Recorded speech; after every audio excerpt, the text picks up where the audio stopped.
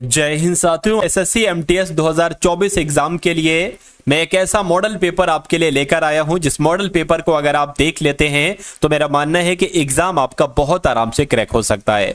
तो यहां पर साथियों आज के इस मॉडल पेपर में हम देखेंगे सबसे पहले सामान्य ज्ञान के 25 प्रश्न, वैसे प्रश्न साथियों जैसे आपके एग्जाम में आएंगे। उसके अलावा साथियों रीजनिंग के क्वेश्चन देखेंगे, मैथ के क्वेश्चन देखेंगे और इंग्लिश के भी क्वेश्चन हम लोग यहां पर देखेंगे। यानी कि जैसा आपका पेपर आएगा हूबहू साथियों लगभग वैसे ही प्रश्न यहां पर लिए गए हैं। तो मेरा मानना है कि अगर इन सभी प्रश्नों को आप देख लेते हैं तो आपका एग्जाम साथियों 100% निकल जाएगा, पेपर आपका साथियों बहुत आराम से पास हो जाएगा।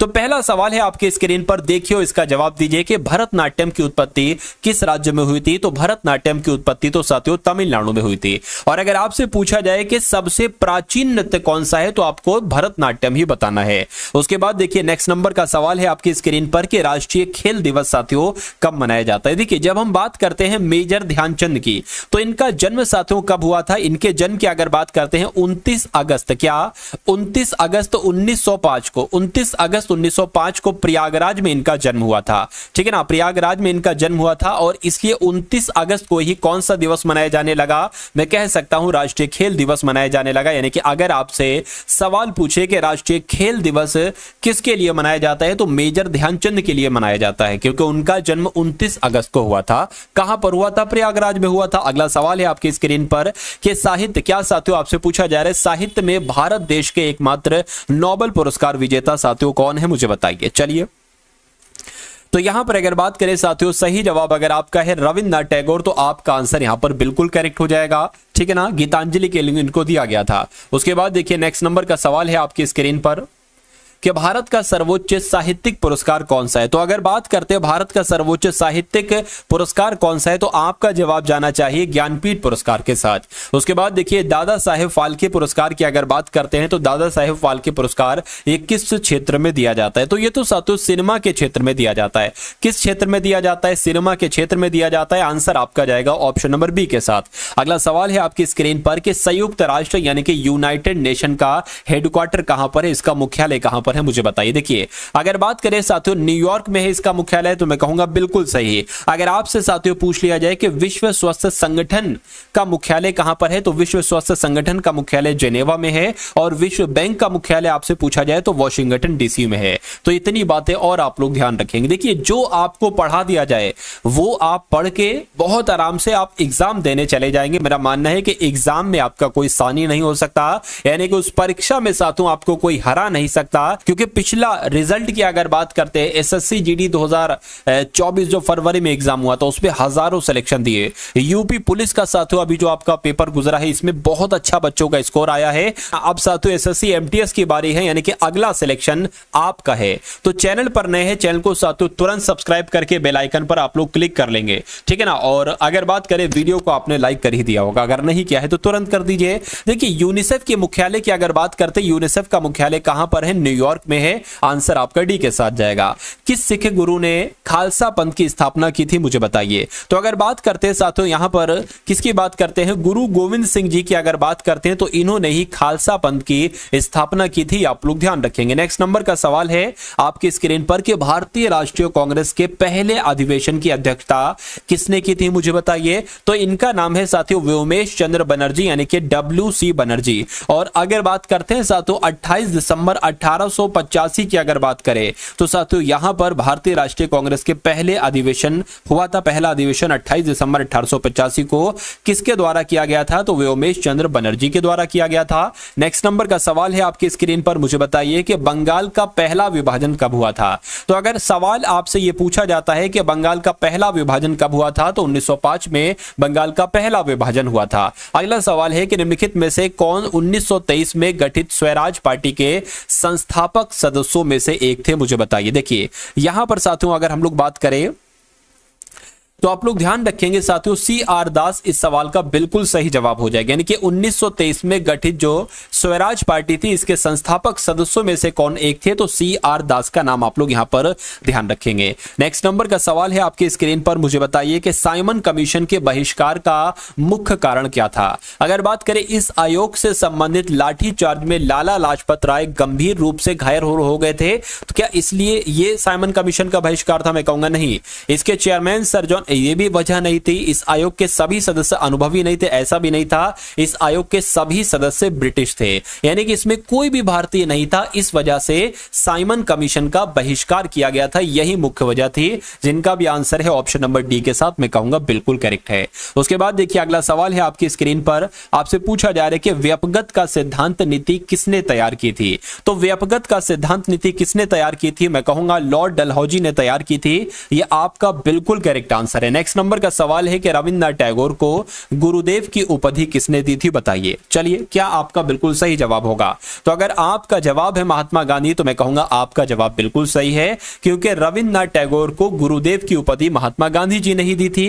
नेक्स्ट नंबर का सवाल है आपकी स्क्रीन पर, देखिए मुझे बताइए कि पंडित जवाहरलाल नेहरू के अनुसार इनमें से किसे आधुनिक भारत के मंदिर के रूप में जाना जाता है। देखिए सवाल आपसे ये डायरेक्ट आएगा, आपके एग्जाम में पूछा जाएगा, तो मैं कह सकता हूं आप लोग ध्यान रखेंगे बांध, यानी कि जब हम डैम्स की बात करते हैं ना, डैम्स की बात, तो पंडित जवाहरलाल नेहरू ने बांधों को क्या कहा था? आधुनिक भारत के मंदिर कहा था साथियों, जिनका भी आंसर यहां पर ए मैं कहूंगा बिल्कुल करेक्ट है। अगला सवाल है आपके स्क्रीन पर कि भारतीय संविधान का भाग 2 निम्नलिखित में से किसके बारे में उल्लेख करता है, मुझे बताइए। देखिए जब हम बात करते हैं भाग 2 की, तो इसमें अनुच्छेद कहां से कहां तक आ जाते हैं? इसमें अनुच्छेद 5 से लेकर और अनुच्छेद 11 तक आ जाते हैं। और इन अनुच्छेदों की अगर बात करते हैं साथियों, नागरिकता से संबंधित यहां पर प्रावधानों का वर्णन किया गया है। यानी कि मैं कह सकता हूं भाग 2 में किसका वर्णन किया गया है? नागरिकता से संबंधित प्रावधान है, नागरिकताओं का वर्णन किया गया है। उसके बाद देखिए अगला सवाल है कि सूर्य का चक्कर लगाने वाले चट्टानों के छोटे छोटे जो टुकड़े होते हैं उनको क्या कहा जाता है? क्या उनको क्षुद्र ग्रह कहा जाता है? नहीं। छायापथ कहा जाता है? नहीं। भू आप कहा जाता है? नहीं साथियों, उनको उल्का पिंड कहा जाता है। ये डायरेक्ट आपसे सवाल पूछा जाएगा कि सूर्य का चक्कर लगाने वाले चट्टानों के छोटे छोटे टुकड़ों को क्या कहा जाता है? तो उल्का पिंड कहा जाता है। अगला सवाल है आपके स्क्रीन पर कि दुनिया की सबसे बड़ी ताजे पानी की झील कौन सी है, मुझे बताइए। तो अगर बात करते हैं साथियों यहां पर सुपीरियर झील की, क्या सुपीरियर झील की अगर बात करते हैं साथियों, तो ये सबसे बड़ी ताजे पानी की झील है। अगर आपसे पूछा जाए कि कनाडा और संयुक्त राज्य अमेरिका की सीमा पर स्थित कौन सी झील है, तो आपको सुपीरियर झील ही बताना है। उसके बाद देखिए अगला सवाल है आपकी स्क्रीन पर कि निम्नलिखित में से किस शहर को ब्लू सिटी कहा जाता है। क्या साथियों आपसे पूछा जा रहा है ब्लू सिटी किसे कहा जाता है? तो अगर आपके एग्जाम में ब्लू सिटी आए तो जोधपुर आपको लगा देना है, ठीक है ना। लेकिन अगर जयपुर की बात करें तो जयपुर को साथियों पिंक सिटी कहा जाता है। आप लोग ध्यान रखेंगे, पिंक सिटी की अगर बात करते हैं साथियों, पिंक सिटी किसे कहा जाता है? जयपुर को पिंक सिटी कहा जाता है, ठीक है ना। जयपुर की अगर बात करते हैं, जयपुर को क्या कहा जाता है? जयपुर को पिंक सिटी कहा जाता है। और जोधपुर को अभी मैंने आपको बताया क्या कहा जाता है? ब्लू सिटी कहा जाता है। चलिए अगर हम बीकानेर की बात करते हैं तो बीकानेर साथियों इसे अगर बात करें तो ऊंटों का देश कहा जाता है। आपसे डायरेक्ट पूछा जाएगा ऊंटों का देश किसे कहा जाता है? तो बीकानेर को कहा जाता है। और अगर राजस्थान अगर बात करते हैं साथियों यहां पर अजमेर की, तो राजस्थान का हृदय कहा जाता है। क्या आपसे पूछा जाएगा कि राजस्थान का हृदय किसे कहा जाता है? तो राजस्थान का हृदय साथियों किसे कहा जाता है? अजमेर को ही कहा जाता है। अब उसके बाद देखिए अगला सवाल है कि किस भारतीय शहर को भारत की सिलिकॉन वैली के रूप में जाना जाता है? तो अगर बात करते हैं साथियों यहां पर बेंगलोर की, बेंगलोर को ही भारत की सिलिकॉन वैली के रूप में जाना जाता है। अगला सवाल है कि बैडमिंटन जूनियर चैंपियनशिप 2024 का आयोजन कहां पर होगा? देखिए करंट अफेयर आपके एग्जाम एसएससी एमटीएस एग्जाम के लिए बहुत इंपॉर्टेंट है, ठीक है ना, बहुत इंपॉर्टेंट है। तो अगर बात करें साथियों, डेली मैं आपको मॉडल पेपर, एक मॉडल पेपर कराऊंगा। चैनल को सब्सक्राइब कर लीजिए, जिसमें सबसे पहले साथियों आपके सामने जीके जीएस के क्वेश्चन, वैसे क्वेश्चन जैसे एमटीएस एग्जाम में, खास तौर से एमटीएस एग्जाम में पूछे जाते हैं। उसके अलावा साथियों अगर बात करते हैं तो रीजनिंग के सवाल आप देखेंगे, फिर मैथ के सवाल आप लोग देखेंगे। उसके बाद साथियों साथियों इंग्लिश के सवाल आप लोग देखेंगे और आपको यह मालूम होना चाहिए कि इस बार जीके जीएस और इंग्लिश कितनी इंपॉर्टेंट है साथियों, क्योंकि सिलेक्शन की बात करें ना, सिलेक्शन आपका यही दिलाएगी। चलिए, तो बैडमिंटन जूनियर चैंपियनशिप 2024 का आयोजन कहां पर किया गया है? मैं कह सकता हूं चीन में किया गया। ये आप लोग ध्यान रखेंगे, लेटेस्ट करंट अफेयर के क्वेश्चन है जो आपके एग्जाम में आपसे पूछे जाएंगे। दुनिया का सबसे मजबूत डेयरी ब्रांड का दर्जा किसे मिला है? तो जब हम बात करते हैं अमूल की, ये एक ब्रांड है साथियों, अमूल ब्रांड की अगर बात करते हैं तो दुनिया का सबसे मजबूत डेयरी ब्रांड का दर्जा अमूल को ही मिला है। उसके बाद देखिए नेक्स्ट नंबर का सवाल है आपकी स्क्रीन पर कि मान्यवाची ग्वाड़ी गांव ये किस राज्य का पहला सौर गांव बन गया है? तो मैं कह सकता हूं कि तमिलनाडु का पहला सौर गांव बन गया। आपसे ऐसे भी पूछा जा सकता है कि महाराष्ट्र का पहला सौर गांव कौन सा बन गया है? तो आपको बताना है मान्याची, क्या मान्याची वाड़ी गांव आपको बताना है। उसके बाद देखिए अगला सवाल है, आपसे पूछा जा रहा है साथियों कि किसे भारतीय, क्या साथियों अगर बात करें किसे भारतीय विमानपत्तन प्राधिकरण का अंतरिम अध्यक्ष नियुक्त किया गया है? तो इनका नाम है साथियों एम सुरेश। क्या एम सुरेश इनका नाम है और इनको ही भारतीय विमानपत्तन प्राधिकरण का अंतरिम अध्यक्ष नियुक्त किया गया है। उसके बाद अगर बात करते हैं नेक्स्ट नंबर का सवाल है कि किस देश के विदेश मंत्री संयुक्त आयोग की बैठक के लिए भारत आए हैं? तो ये जो ब्राजील के हैं ना, ब्राजील के विदेश मंत्री ये संयुक्त आयोग की बैठक के लिए भारत आए हैं, ये बात आप लोग ध्यान रखेंगे। तो ये साथियों 25 सवाल आपने देखे सामान्य ज्ञान के, जीके जीएस के, उसके अलावा करंट अफेयर के। अब आप साथियों रीजनिंग के क्वेश्चन देखेंगे। आप देखिएगा कि इन रीजनिंग के क्वेश्चन में से कितने क्वेश्चन आपके बिल्कुल सही जा रहे हैं और नए नए कॉन्सेप्ट भी आपको मालूम पड़ेंगे जो आपके एग्जाम में आपसे पूछे जाएंगे। उसके बाद मैथ देखेंगे, उसके बाद इंग्लिश देखेंगे। तो अगर आप सिलेक्शन लेना चाहते हैं एमटीएस एग्जाम में, एसएससी एमटीएस एग्जाम में, तो साथियों आपको एंड तक बने रहना है। देखिए SAVIOUR को क्या लिखा जा सकता है? UYXGQST लिखा जाता है। और उसी प्रकार, उसी लॉजिक में, उसी रूल के अनुसार HEATERS को क्या लिखा जा सकता है? JCCRGPU लिखा जा सकता है।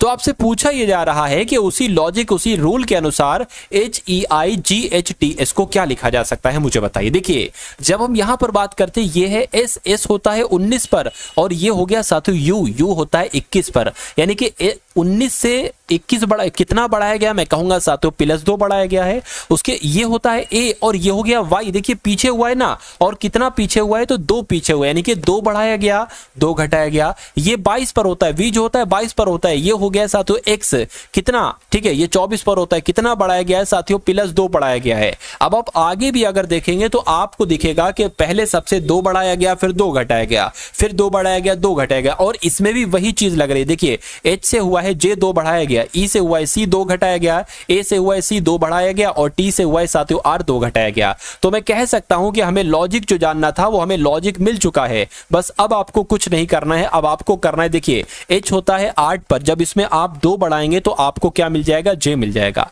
E होता है 5 पर, जब आप इसमें 2 घटाएंगे तो आपको C मिल जाएगा।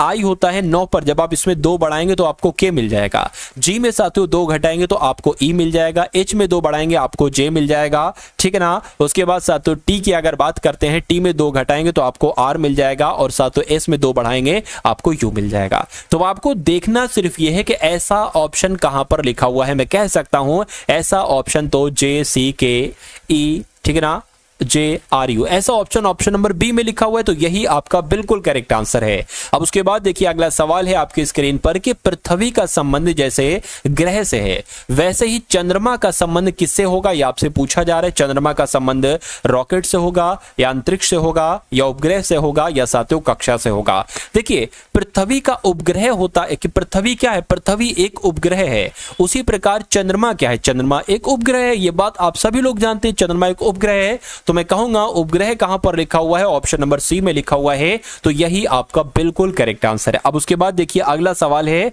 आपके स्क्रीन पर, आपको समझाया जा रहा है, पहले आपको हिंट दी जा रही है कि POND को 48 लिखा गया है, HELO को 39 लिखा गया है। तो आप बताइए कि PINK को क्या लिखा जा सकता है? तो देखिए पूरा लॉजिक, पूरी सब कुछ आपको दे दी गई। अगर हम बात करते हैं साथियों POND को क्या लिखा गया है? 48 लिखा गया है। तो जब भी हम कोई शब्द आपके सामने लिखा हुआ हो और एक बड़ा सा नंबर आ जाए तो इसका मतलब ये होता है कि हो सकता हो इनका जो प्लेस वैल्यू है, जैसे कि देखिए प्लेस वैल्यू आपको याद होना चाहिए कि A 1 पर होता है, B जो है ना वो 2 पर होता है, C 3 पर होता है। उसी प्रकार Z तक का आपको मालूम होना चाहिए, इसकी प्लेस वैल्यू 26 होती है। उसी प्रकार P की अगर बात करें 16 पर, O जो होता है वो 15 पर, N 14 पर और D 4 पर होता है। क्या ऐसा तो नहीं कि इन सबको जोड़ के 48 आ रहा हो? तो उसी प्रकार हम इनको जोड़ देंगे, जो हमारा आएगा वो हमारा आंसर हो जाएगा। देखिए अगर बात करें ना, देखिए 14 और 16 कितने हो जाएंगे साथियों? 30 हो जाएंगे। 30 15 कितने हो जाएंगे? 40 और 5 45 हो जाएंगे। 45 और ये कितने हो जाएंगे? 4 साथियों 49 हो जाएंगे। लेकिन ये तो 48 आ रहा है। तो ऐसा करो, एक काम करो, एक घटा दो साथियों, तो हमें क्या मिल जाएगा? 48 मिल जाएगा, यानी कि एक घटाया गया है। तो उसी प्रकार हम इसमें करेंगे। P होता है 16 पर, I होता है 9 पर, N होता है 14 पर, K होता है 11 पर। इसकी अगर बात करें साथियों, देखिए जरा, ये 11 और 9 20 हो जाएगा, ठीक है ना। 20 और 16 कितना हो जाएगा साथियों? 36 हो जाएगा। 36 और ये कितना हो जाएगा साथियों? 36 और 14 कितना हो जाएगा साथियों? आपका ये हो जाएगा एक तरीके से 50 हो जाएगा। तो उसमें एक माइनस किया गया था, तो इसमें भी साथियों जब आप एक माइनस करेंगे तो कितना आ जाएगा? 49 आ जाएगा। 49 कौन से ऑप्शन में? ऑप्शन नंबर सी वाले में है। तो जिनका आंसर मुझसे पहले आ गया है 49, मैं कहूंगा उन सभी का आंसर बिल्कुल करेक्ट। भाई बहुत बढ़िया, वेरी गुड क्लास। अगला सवाल साथियों, अभी तो शुरुआत है, मैं आपको वहां तक पहुंचा दूंगा जहां तक साथियों सिलेक्शन आपके लिए बहुत आसान हो जाएगा। पूरे ध्यानपूर्वक कंसंट्रेशन के साथ पढ़ लेते हैं तो ये एसएससी एमटीएस तो बहुत छोटा एग्जाम है। ये एसएससी का सबसे छोटा एग्जाम है। इसके ऊपर साथियों सीएचएसएल आता है, फिर सीजीएल आता है, सीपीयू, ऐसे करके साथियों आते हैं। तो कम से कम मैं आपका ये एग्जाम तो बहुत आराम से निकाल दूंगा। यानी कि जितने भी अब आपके पास दिन बचे हुए, मैं कहूंगा बहुत अधिक समय आपके पास नहीं है, जितने भी दिन है आप आज से चैनल को सब्सक्राइब कर लो और आज से हर एक क्लास एमटीएस के लिए लेने लगो। मेरा मानना है कि कुछ नहीं सिलेक्शन तो आपका, यानी कि फाइनल लिस्ट में आपका रोल नंबर ला के मैं छोड़ूंगा, इतनी तैयारी मैं आपको करवा दूंगा। देखिए इस सवाल की अगर बात करें तो बहुत टॉप लेवल का ये सवाल है और ऐसा सवाल आपके एग्जाम में अवश्य आएगा। देखिए एक व्यक्ति वृत्ताकार मेज के चारों ओर केंद्र मुख बैठा है, यानी कि एक वृत्त है और इस वृत्त पर कितने लोग बैठे हैं? पता नहीं कुछ कितने लोग बैठे हैं।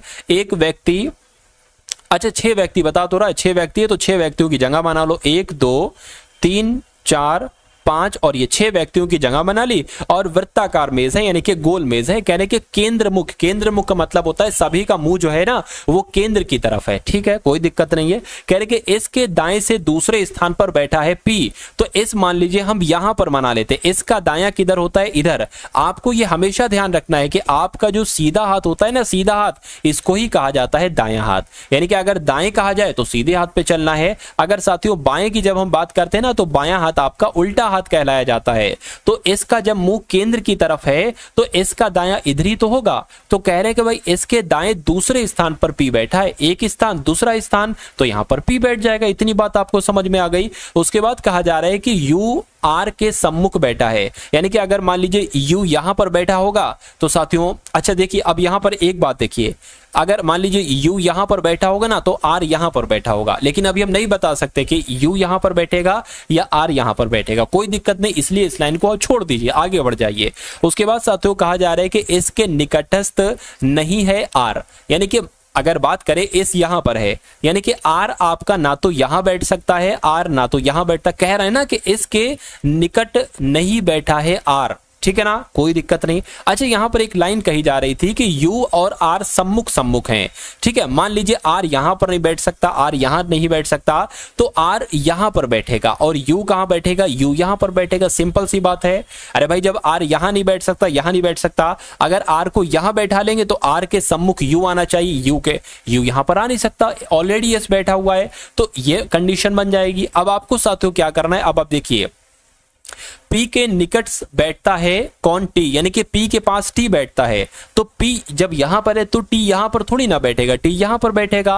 अब बचा कौन साथियों? अब बचा Q बचा है तो वो यहां बैठ जाएगा, सिंपल सी बात है। कहा जा रहा है कि P के दाएं से दूसरे स्थान पर कौन बैठा है? तो P कहां पर है? P यहां पर है। P के दाएं से दूसरे स्थान पर कौन बैठा है? मैं कहूंगा ये एक स्थान, ये 2 स्थान, यानी कि कौन बैठा है? P के दाएं से दूसरे स्थान पर R बैठा है, तो R आपका बिल्कुल सही जवाब हो जाएगा, जो कौन से ऑप्शन में है? जो ऑप्शन नंबर ए में है। भाई बहुत बढ़िया, वेरी गुड क्लास। देखिए इस टाइप के अगर सवाल की बात करते हैं ना, तो इस टाइप का सवाल आपसे अवश्य पूछा जाता है और इस बार भी पूछा जाएगा। आपके सामने कथन है और आपको दो निष्कर्ष दिए गए हैं, आपको कथनों को पढ़ना है और मुझे बताना है कि कौन सा निष्कर्ष आपका बिल्कुल सही है। देखिए कुछ मोबाइल घड़ी है, मान लेते हैं साथियों ये क्या है, ये आपके मोबाइल हो जाएंगे। कह रहे कि कुछ मोबाइल घड़ी है, तो मान लेते इतने मोबाइल जो है ना वो क्या हो जाएंगे, इतने मोबाइल घड़ी हो जाएंगे। इतने मोबाइल जो है ना ये इतने मोबाइल घड़ी है, यानी कि अब मैं कह सकता हूं कि कुछ मोबाइल घड़ी है और मैं ये भी कह सकता हूं कि कुछ घड़ी मोबाइल हैं। ठीक है ना, पहला कथन हो गया। दूसरा देखिए कहने कि कोई भी घड़ी लैपटॉप नहीं है, यानी कि ये जो घड़ी है ना घड़ी, कहने कि कोई भी घड़ी जो है ना साथियों लैपटॉप नहीं है। तो मैं कट का निशान बना देता हूं कि भाई कोई भी घड़ी जो है ना वो लैपटॉप नहीं है और ना कोई लैपटॉप घड़ी हो सकता है, ये बात भी बिल्कुल सत्य है। अब उसके बाद अगर बात करें, देखिए कह रहे कि कोई भी लैपटॉप मोबाइल नहीं है। अब देखिए जिसका हमें संबंध नहीं पता होता है, कहने के कोई लैपटॉप मोबाइल नहीं है या कोई मोबाइल लैपटॉप नहीं, इसके बारे में कथनों में कुछ नहीं कहा गया है। तो जिसके बारे में कथनों में कुछ नहीं कहा जाता है वो हम गलत ही मानते हैं। क्या मानते हैं, वो हम गलत मानते हैं, तो ये हो जाएगा कट। अब इसको देखिए कह रहे कि कुछ लैपटॉप घड़ी नहीं। अब देखिए मैंने कथन में लिखा गया था कि कोई भी घड़ी लैपटॉप नहीं है, ठीक है ना, या ऐसे कह सकते हैं कि कोई भी लैपटॉप घड़ी नहीं है। अब निष्कर्ष में कहा गया कि कुछ लैपटॉप घड़ी नहीं। बिल्कुल साथियों, अरे भाई जब कोई भी लैपटॉप घड़ी नहीं होगा तो ये बात भी तो सच हो जाएगी कि कुछ थोड़े से भी लैपटॉप घड़ी नहीं है, ये भी बिल्कुल सही हो जाएगी। तो अगर ऐसी कंडीशन आती है तो आप उसको सही मानेंगे हमेशा, यानी कि मैं कहूंगा दूसरा वाला निष्कर्ष आपका बिल्कुल सही है। ऐसा कहां पर लिखा हुआ है, ऑप्शन नंबर डी वाले में लिखा हुआ है, तो यही आपका बिल्कुल करेक्ट आंसर हो जाता है भाई। बहुत बढ़िया, very good class. Next number का सवाल है, देखिए आज की इस वीडियो में इस मॉडल पेपर की बात करें, इसमें मैंने सब कुछ लिया है, यानी कि जहां जहां से एसएससी एमटीएस में आपसे सवाल पूछे जाते हैं, चाहे वो रीजनिंग हो, चाहे मैथ हो, चाहे साथियों जीके जीएस करंट अफेयर हो, या चाहे आपकी इंग्लिश हो, सभी चीजों को हम लोग देखेंगे ऑफिशियल सिलेबस के अकॉर्डिंग हम लोग देखेंगे। तो साथियों वीडियो को आप लोग एंड तक देखिए, क्योंकि अधूरा ज्ञान बहुत खतरनाक होता है, ठीक है ना। और मैं आपको एक मॉडल पेपर में कई सारे कॉन्सेप्ट क्लियर करूंगा। ये अगर बात करते हैं इस क्लास की, तो ये क्लास आपकी चलती रहेगी जब तक आपकी परीक्षा, यानी कि जब आपकी परीक्षा खत्म होगी। मैं हर एक बच्चे से कह रहा हूं किसी भी शिफ्ट में आपका पेपर पड़े, ये क्लास आपकी एग्जाम तक चलेगी, ऐसी अभी के साथियों मेरा मानना है। चलिए, दिए गए समीकरण को सही बनाने के लिए किन दो संख्याओं को आपस में बदलना चाहिए, यानी कि क्या साथियों हम 45 और 35 को अगर आपस में बदल दे, यानी कि 45 की जगह पर 35 लिख दें और 35 की जगह पर 45 लिख दें, तो क्या 321 आ जाएगा, या 45 की जगह पर 7 और 7 की जगह पर 45 लिख दें। ऐसे देखिए अगर इस टाइप का सवाल आए ना तो आप नीचे से शुरू करिए, ज्यादा आसान आपको पड़ेगा। देखिए हम मानते हैं कि आंसर ये, सपोज दैट हम करेंगे क्या, 45 की जगह पे 81 और 81 की जगह पे 45 रख देंगे। ये 45 लिखा है तो हम यहाँ पर 81 रख देंगे, प्लस 35 जैसा है वैसे रखेंगे, ये 7 वैसे रखेंगे, माइनस अब 81 की जगह पर 45 रख देंगे, भाग क्या आ जाएगा 9। यानी कि इसको कैलकुलेट करने पर अगर 321 आता है तो ये हमारा आंसर हो जाएगा, लेकिन अगर इसको कैलकुलेट करने पर आंसर 321 नहीं आता है तो ये आंसर कट हो जाएगा। फिर हम इसको ट्राई करेंगे। देखिए 45 भाग 9 कितने होते हैं, 9 एकम 9, 9 पंजे 45, यानी कि इसकी जगह पर 5 आ जाएगा, बिल्कुल आ जाएगा। अब इन दोनों को गुणा कर दीजिए, 35 की 7 से गुणा करेंगे साथियों कितना आएगा, देखिए जरा, 7 पंजे आपका 35 हो जाएगा, 7 21 और 3 आपका 24 हो जाएगा, यानी कि 245 यहां पर आ जाएगा। उसके बाद प्लस 81 लिखा हुआ है तो प्लस 81 लिख दिया, कोई दिक्कत नहीं है। 245 में से 5 जाएगा, कितना बचेगा, 240 जाएगा। इसमें 81 साथियों अगर हम जोड़ेंगे तो कितना आ जाएगा, 1 12 का 2, अरे भाई 4 8 12, 12 का 2 हाथ से लगाए कि यहां पर 3 आ जाएगा। बिल्कुल साथियों इसको कैलकुलेट किया, 321 आ गया, यानी कि यह हमारा बिल्कुल सही विकल्प हो जाएगा और सही विकल्प हो जाएगा तो यही आपका बिल्कुल करेक्ट है। अगला सवाल है, देखिए अगर बात करें, सवाल आपसे यहां से एक अवश्य पूछा जाता है, जरूर पूछा जाता है। चलिए, कहने कि एक कागज को मोड़कर एक घन बनाया जाता है और इस प्रकार बने घन में संख्या 3 दर्शाने वाले फलक के विपरीत कौन सा है। अब यहां से कई सारे सवाल बन सकते हैं। अब यहां पर लिखा हुआ है 3 के विपरीत पर कौन होगा, तो 3 के विपरीत पर कौन होगा ये तो मैं आपको बता दूंगा। अगर आपसे ये पूछा जाता है कि 9 के विपरीत पर कौन होगा, तो 9 के विपरीत पर पता कौन होगा, एक नंबर को छोड़ दो, यानी कि 7 नंबर को, क्या 7 नंबर को छोड़कर अगला नंबर देखो। अगर 9 के विपरीत पूछा जाता तो 1 होता, यानी कि 9 के विपरीत 1 होता। उसी प्रकार अगर 7 के विपरीत आपसे पूछा जाता, 7 का विपरीत क्या होता, 7 का विपरीत साथियों क्या होता, एक तरीके से 5 होता। अरे भाई एक नंबर छोड़ना है आपको, एक नंबर छोड़ के अगला नंबर, तो 7 के विपरीत क्या हो जाएगा, 3 हो जाएगा। लेकिन अगर 2 के विपरीत आपसे पूछता तो 5 बताते, 2 के विपरीत क्या हो जाएगा, 5 हो जाएगा। तो अगर ये सवाल आपसे पूछा जाए और कोई भी आपको संख्या दे दी जाए, मेरा मानना है कि क्वेश्चन आप छोड़कर नहीं आएंगे। यहां पर पूछा गया था कि 3 का विपरीत क्या होगा, ये साफ साफ लिखा हुआ है, 3 का विपरीत 7 कह लो या 7 का विपरीत 3 कह लो, तो 7 आपका बिल्कुल सही जवाब हो जाएगा। भाई बहुत बढ़िया, वेरी गुड क्लास। अगला सवाल है आपकी स्क्रीन पर, देखिए साथियों और मुझे बता दीजिए कि इस सवाल का आंसर आपका क्या हो सकता है। देखिए इस टाइप का एक सवाल आपके एग्जाम में पूछा जाएगा और मैं कहता हूं इसका मैं आपको एक ऐसा यूनिक तरीका बता देता हूं जिससे हर बच्चा इसको सॉल्व करता है और बहुत आराम से इसको सॉल्व करता है। अगर इस टाइप का सवाल आपको देखने को मिले तो बिल्कुल घबराना नहीं है। सबसे पहले आप इनको काउंट कर लो, खाली जगह को भी, लेटर्स को भी। देखिए 1 2 3 4 5 6 7 8 9 10 11 12 13 14 15 16 17 18, यानी कि 18 आया है। तो 18 में बताइए कितने कितने के जोड़े बन सकते हैं। देखिए एक तो इसमें जोड़ा बन सकता है साथियों 2 का, एक इसमें जोड़े बन सकते हैं साथियों 3 का, नहीं 3 का नहीं बनेगा, 3 छंगट, हाँ 3 का बन जाएगा, 3 का बनेगा। और एक इसमें साथियों बनेगा किसका, 9 का बनेगा, ठीक है ना। किसका बनेगा साथियों, 9 का। और एक इसमें बनेगा साथियों 6 का। अब देखिए अगर 2 का हम जोड़ा बनाएंगे तो हमारा मामला नहीं बनेगा।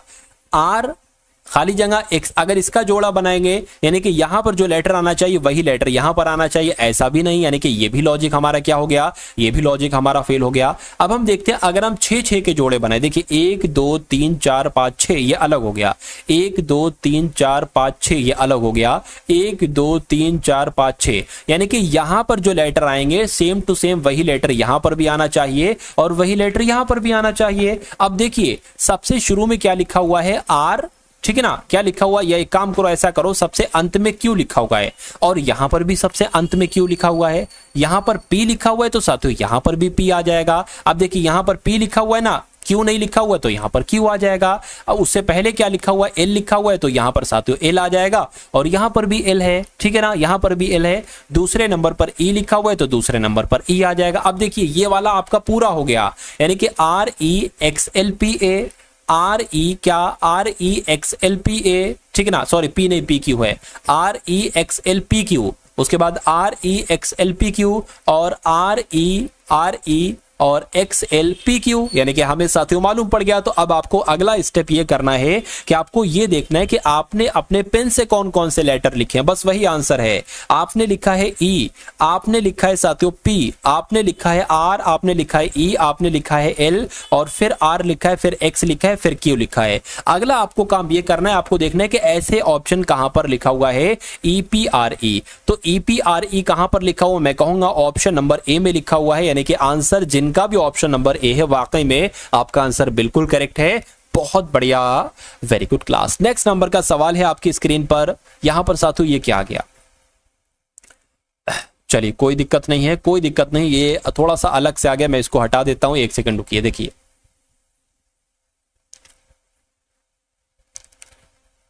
इसको यहां पर से डिलीट करवा देते हैं, डिलीट कर देते हैं इसको यहां से। चलिए अब कोई दिक्कत नहीं है साथियों, अब क्वेश्चन आपके सामने है, ऑप्शन आपके सामने है, कैलकुलेट करिए और मुझे बताइए कि आपका राइट आंसर यहां पर क्या हो सकता है, मुझे बताइए फटाफट। देखिए क्वेश्चन का कॉन्सेप्ट बहुत शानदार है। उमंग, प्रीति, श्रीना, पलक, अमृता एक सीधी रेखा में उत्तर की ओर सम्मुख होकर, यानी कि एक पंक्ति है, क्या है साथियों, यहां पर अगर बात करते हैं एक यहां पर पंक्ति है तो एक पंक्ति हम बना लेते हैं और 1 2 3 4 5 5 लोग हैं तो 1 2 3 4 5 ये 5 लोग बना लिए, कहने के और ये सब उत्तर की तरफ देखते हैं, यानी कि इस तरफ देखते हैं, ठीक है, कोई दिक्कत नहीं है। कहने के पलक बाएं कोने पर बैठी, मान लीजिए बायां कोना यही तो है, दायां कोना ये है, यानी कि पलक की अगर बात करें, पलक साथियों यहां पर बैठी है, चलिए कोई दिक्कत नहीं। उसके बाद कह रहे हैं, क्या कहा जा रहा है कि पलक बाएं कोने पर बैठी है, ठीक है। उमंग श्रीना के दाएं से तीसरे स्थान पर है, यानी कि श्रीना का दायां किधर, मान लीजिए साथियों एक सेकंड रुकिए, अभी मैं आपको बताता हूं। श्रीना का दाएं से तीसरे स्थान पर कौन बैठा है, उमंग बैठा है, यानी कि 1 2 3 उमंग यहां पर बैठा होगा, उमंग यहां पर बैठा होगा, यानी कि मैं कह सकता हूं 1 2 3 4। तो हम साथियों क्या, हम श्रीना को यहां पर, श्रीना यहीं पर बैठेगी और एक स्थान 2 स्थान छोड़ेंगे और तीसरे स्थान पर उमंग बैठेगा, यानी कि ये जगह आपकी भर गई। उसके बाद कहने के प्रीति अमृता के ठीक बाएं बैठी है। देखिए अमृता को हमें यहीं पर ही बनाना होगा, क्योंकि अमृता का बायां यही होता है। अगर अमृता को यहां पर बनाते तो अमृता के बाएं श्रीना बैठी, इसलिए मजबूरी में हमें यहां बनाना होगा। तो अमृता के ठीक बाएं कौन बैठी है? प्रीति बैठी है, तो प्रीति यहां पर आ जाएगी। 5 लोग थे, पांचों लोगों को मैंने बैठा दिया, अब बचा गया कुछ नहीं। पूछा क्या जा रहा है, देखिए उमंग के बाएं कौन बैठा है? उमंग साथियों ये है, उमंग के बाएं कौन बैठा है? अमृता बैठी है। तो अमृता क्या होगा? आपका बिल्कुल सही जवाब होगा, जिनका आंसर यहां पर सी है, मैं कहूंगा बिल्कुल करेक्ट आपका आंसर है। तो अब आपके सामने साथियों यहाँ पर मैथ के सवाल आ चुके हैं। कौन से सवाल आ चुके हैं? अब आपके सामने यहाँ पर मैथ के सवाल आ चुके हैं। तो मैथ के बहुत शानदार कॉन्सेप्ट को हम बहुत आसानी से समझेंगे, बहुत कठिन सवालों को बहुत आसानी से मैं आपको समझा दूंगा। और अगर आपकी समझ में आ जाता है तो मेरा मानना है कि बहुत अच्छे, यानी कि 10 सवाल, देखिए 10 सवाल हम लोगों ने रीजनिंग के देखे और 10 टॉप लेवल के सवाल हम लोग यहाँ पर मैथ के देखेंगे। पहला सवाल है मैथ का कि मोहन अपने भाई से आयु में 2 गुना बड़ा है। यानी कि यहाँ पर 2 लोग हैं साथियों, एक तो मोहन है, कौन? एक तो मोहन है और उसका भाई है। चलिए कोई दिक्कत नहीं। देखिए कहा जा रहा है कि अपने भाई से 2 गुना बड़ा है, मोहन अपने भाई से 2 गुना बड़ा है, यानी कि अगर ये 2 है तो ये 1 वर्ष का होगा। अब इसको हम पता कैसे लिख सकते हैं? अगर ये 2x है तो इसकी आयु कितनी होगी? x होगी, ये हमें लिखना पड़ता है। अब यहां पर अगर बात करें, कहा जा रहा है कि 3 वर्ष पूर्व मोहन की आयु उसके भाई की आयु की 3 गुनी थी। अब अगर आपने इस लाइन को सॉल्व कर लिया तो मेरा मानना है क्वेश्चन की पूरी सबसे कठिन लाइन यही है, बाकी कहीं पर कुछ नहीं है। देखिए समझिए, कहा गया है कि 3 वर्ष पहले मोहन की आयु, अब मोहन की आयु अभी तो साथियों 2x है, 3 वर्ष पहले कह रहे हैं तो 3 आपको घटाना पड़ेगा। अरे भाई आपकी आयु में 3 वर्ष पहले मैं कहूं तो आप अपनी आयु में से 3 घटाएंगे ही तो कह रहे कि मोहन की आयु में से 3 वर्ष पहले मोहन की आयु जो थी ना वो कितनी थी? वो उसके भाई की आयु की 3 गुना थी। तो उसके भाई की आयु कितनी है? उसके भाई की आयु साथियों x है। अब देखिए जब इसमें 3 घटाया है तो आप इसमें भी 3 घटाएंगे, यानी कि ये हो गई साथियों, देखिए ये हो गई आपकी उसके भाई की आयु। क्या कहा जा रहा है कि 3 वर्ष पहले मोहन की आयु, 3 वर्ष पहले मोहन की आयु उसके भाई की आयु की 3 गुनी थी, उसके भाई की आयु की 3 गुनी। ये 3 से गुणा हमने इसको कर दिया तो 3 गुनी हो गई। 3 इसमें घटाया तो 3 इसमें भी घटाएंगे, लेकिन 3 गुना कहा गया तो 3 से हमने गुणा कर दिया। अब इसको साथियों आप क्या कर लीजिए, सॉल्व कर लीजिए। 2x - 3 बराबर 3 की x से गुणा होगी तो 3x आ जाएगा, 3 की 3 से गुणा होगी तो 9 आ जाएगा, 3 3 9। अब देखिए साथियों, देखिए यहां पर अगर अगले स्टेप की बात करें तो ये 3x है ना, बिल्कुल 3x है, ये 2x है, बिल्कुल x है। 2x जब उधर जाएगा तो माइनस का हो जाएगा, -2x है, -2x। ठीक है, इतनी बात आपको साथियों समझ में आ गई? बिल्कुल समझ में आ गई। देखिए अब अगर बात करते हैं साथियों, भाई 3x रखा, ये इधर आया तो ये माइनस का हो गया, ठीक है ना, ये इधर आया ये माइनस का हो गया। अब ये साथियों हो जाएगा आपका प्लस का, और ये 3 जो रहेगा वो साथियों माइनस का ही रहेगा, यानी कि 3x में से 2x जाएगा तो 1x बचेगा। 1x बराबर कितना आ जाएगा? 6 आ जाएगा।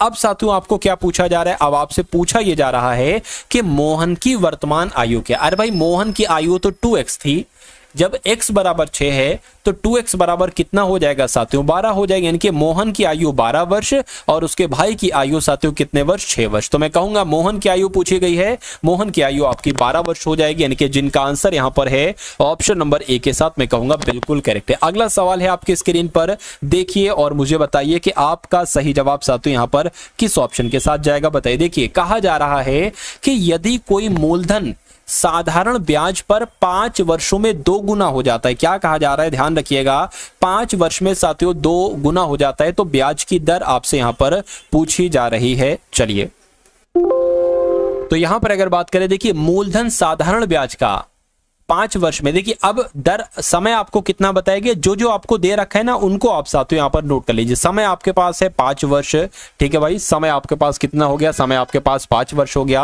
अब ध्यान रखिए यदि कोई मूलधन साधारण ब्याज की दर पर 2 गुना हो जाता है, यानी कि अगर साथियों मूलधन कितना है, मूलधन हम x माने तो ये कितना बाद में हो जाता है, 2 गुना यानी हो जाता है, यानी कि मिश्रधन साथियों कितना हो जाता है, मिश्रधन आपका जो हो जाता है वो 2 गुना हो जाता है, यानी कि 2x हो जाता है, यही तो कहा गया है।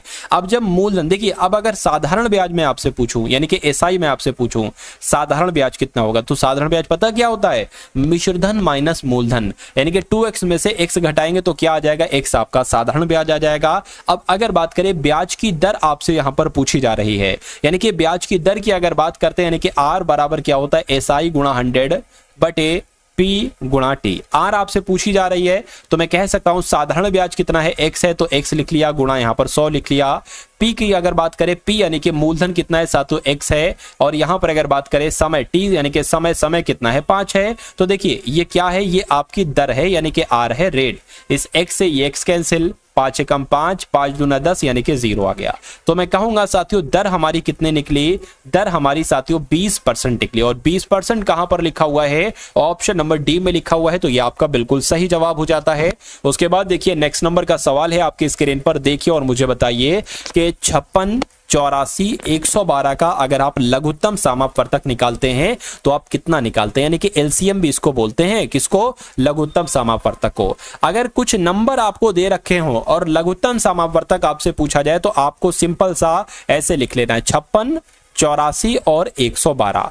आपने बचपन में साथियों ये अवश्य सॉल्व करा होगा। 2 से कट करिए, देखिए 2 दूना 4 हो जाएगा, 4 है ये 5 है, 1 जाएगा ये 16 हो जाएगा, 2 अट्ठे 16 हो गया, 2 चौक 8 हो गया, 2 दूना साथियों 4 हो गया, 2 पंजे 10 हो गया, 1 या 12 हो गया, 2 छंग आपका 12 हो गया। उसके बाद अगर बात करें 2 एकम 2, 2 चौक 8, 2 दूना 4, 2 एकम 2, 2 दूना 4, 1 या 16 हो गया, 2 अट्ठे 16 हो गया आपका। उसके बाद 2 से कटेगा ये, 2 से कट, यानी कि देखिए 2 से अगर कोई नंबर कट रहा है तो उसको 2 से कट कर लीजिए। 2 सत्ते 14, 21 नहीं कटेगा तो 21 को ऐसे कट कर लीजिए, यहाँ पर साथियों 14 आ जाएगा। फिर से इसको 2 से कट करे, 7 नहीं कटेगा ऐसे लिखिए, 21 नहीं कटेगा ऐसे लिखिए, 2 सत्ते 14। अब साथियों किससे कट करेंगे, अब एक काम करिए 7 से कट कर लीजिए, 7 एकम 7, 7 या 21, 7 एकम 7। अब सिर्फ 3 से कटेगा, 3 से कटेगा, 1 यहाँ पर आ गया, 3 एकम 3, 1 आ गया। यानी कि अब पता क्या करना है, अब लघुत्तम समापवर्तक आपसे पूछा गया, इन सब की आप गुणा कर लो।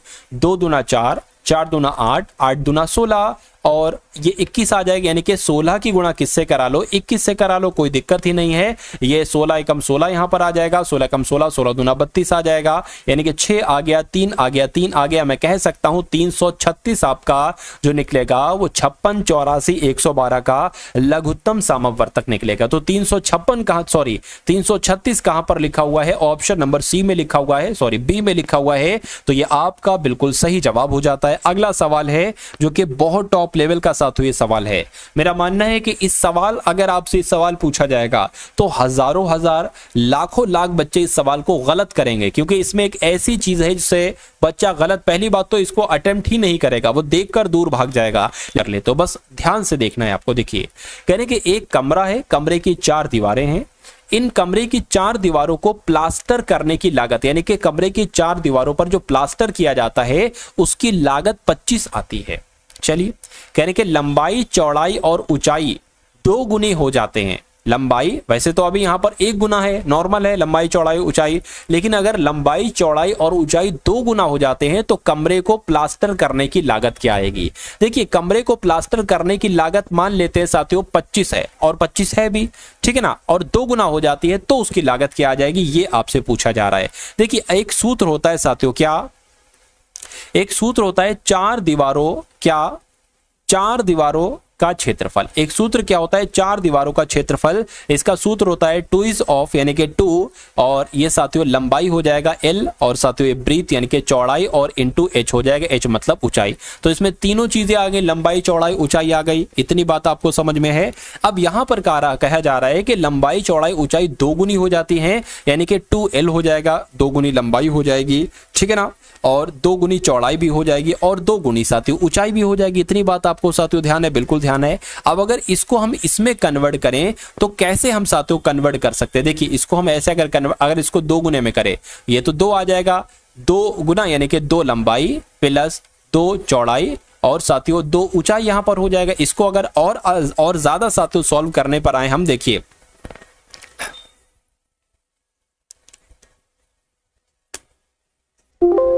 अब इस 2 की गुणा साथियों इससे हो जाएगी, ये 2 यानी कि यहां पर 4 आ जाएगा, और यहां पर अगर बात करें साथियों 4 आ गया। अब ये 2 कॉमन ले ली, यानी कि 2 यहां पर आ गया, अंदर क्या बचा L प्लस B, और यहां पर साथियों H बचा। इतनी बात आपको समझ में आ गई, बिल्कुल समझ में आ गई। अब देखिए ये हमने कहा था, हम इसको क्या मान लेते, एक कमरे की 4 दीवारों को प्लास्टर करने की लागत 25 है। हम ये भी मान सकते हैं 4 दीवारों का क्षेत्रफल कितना है, इतना है, तो साथियों हम इसको क्षेत्रफल भी मान सकते हैं कि चारों दीवारों को प्लास्टर करने का क्षेत्रफल 25 है। तो 4 दीवारों का क्षेत्रफल कितना हम मान सकते हैं, 25 है, यानी कि इस पूरे की वैल्यू कितनी हम मान सकते हैं, 25 मान सकते हैं।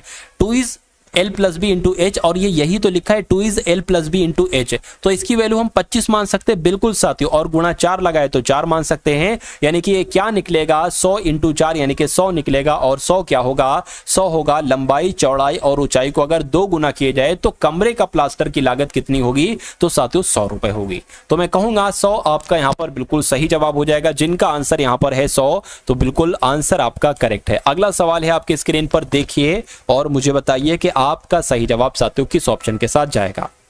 प्लस ब्रैकेट में 12 प्लस 3 ब्रैकेट में 5 माइनस 2 फिर ब्रैकेट में 7 minus 3 plus 3 bracket of minus 18 का, अब इसका की जगह पर गुणा आएगा, गुणा 5 भाग 3 है। इसको आपको सॉल्व करना है। देखिए कम से कम एक सवाल और ज्यादा से ज्यादा साथियों 2 सवाल यहां से आते ही आते हैं, तो ये बात आप लोग ध्यान रखेंगे और बहुत ध्यान से इस सवाल को करेंगे। अगर आप ये एक ऐसा सवाल कर देते हैं तो माना जाएगा ऐसा कोई भी सवाल आएगा वो आप बहुत आराम से कर डालेंगे।